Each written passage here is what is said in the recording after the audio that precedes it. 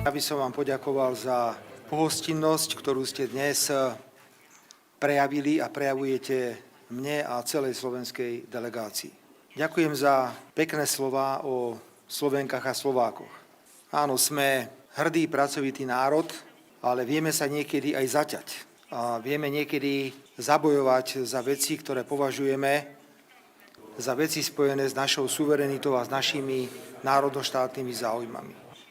A preto veľmi oceňujem, že dnes sme spoločne o mnohých otázkach takéhoto charakteru mohli hovoriť a že tento rozhovor prebehol v atmosfére vzájomného rešpektu a porozumenia. Za toto veľmi ďakujem. Vážený pán premiér, musel by som ísť veľmi ďaleko v histórii, aby som mohol charakterizovať vzájomné slovensko-rumunské vzťahy. Samotný príchod mojich slovenských rodákov sem na územie Rumunska bol moment, ktorý nepochybne poznačil budúcnosť slovensko-rumunských vzťahov. Pozitívne. My si veľmi vážime na Slovensku, ako sa staráte o slovenskú národnostnú menšinu.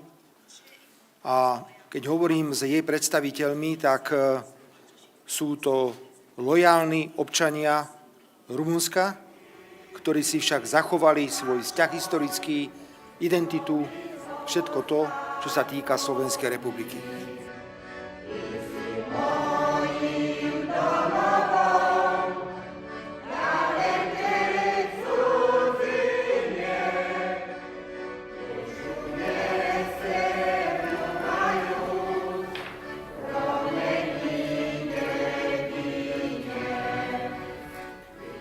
Musím postúpiť ďalej a poďakovať vám za významný príspevok pri oslobodení Slovenska.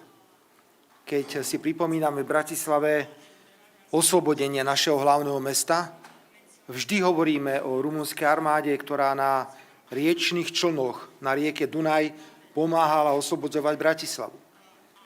Ako tu stojím, tak máte garanciu, že budeme prejavovať úctu a rešpekt všetkým posvätným miestam, na ktorých sú pozostatky vojakov rumunskej armády, ktorí prišli o život pri oslobodzovaní nášho štátu. Dovoľte mi, pán premiér, aby som využil túto príležitosť a poďakoval za stretnutie aj vašemu pánovi prezidentovi. Aj stretnutie s ním bolo obsahovo veľmi bohaté, venovali sme sa aj exekutívnym veciam, ale samozrejme vzhľadom na to, že reprezentujú vašu krajinu na zasadnutiach Európskej rady a Severoatlantickej aliancie, tak dominovali predovšetkým nadnárodné a medzinárodné otázky. Pôjdeme spolu medzi našich rodákov. Teším sa na stretnutie. Nemôžem preto povedať, že dnešný pracovný deň tu v Rumunsku už končí. Ale teraz môžem skonštatovať, že doterajší priebeh stretnutia bol absolútne úspešný a presne naplnil moje predstavy o tom, ako naplniť chýbajúce bilaterálne vzťahy. Pán premiér, veľa zdravia, nech žije Rumunsko, nech žije Slovensko, nech žijú rumunsko-slovenské a slovensko-rumunské vzťahy. Ďakujem pekne.